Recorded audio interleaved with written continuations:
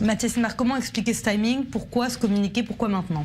Tout simplement parce que rien n'est publié de la part de l'armée israélienne sans que cela soit demandé en plus haut lieu. En l'occurrence, à Jérusalem, le Premier ministre va rencontrer pour la 6e fois en moins de 2 ans Vladimir Poutine demain au Kremlin.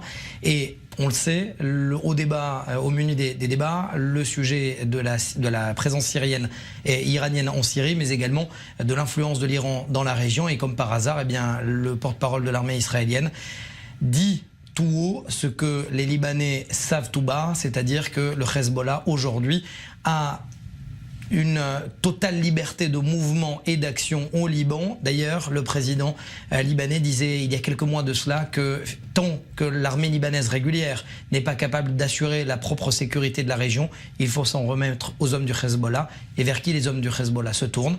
En règle générale, vers l'Iran. Oui, puisque les hommes du Hezbollah, vous le disiez, sont pilotés par Téhéran. Comment l'Iran pourrait réagir face à ce communiqué, face à ce rendez-vous demain entre le Kremlin et Jérusalem? Est-ce que ça risque d'influencer sur la stratégie de l'Iran aujourd'hui? Vous posez la bonne question, parce que de son côté, l'Iran ne réagit absolument pas à ces rendez-vous ni à ces communiqués. Pourquoi?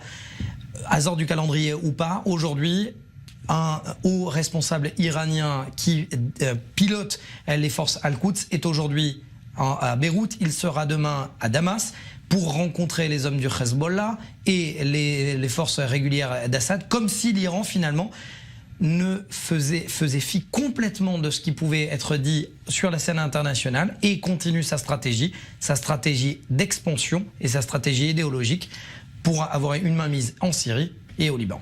Merci beaucoup Mathias Sinbar.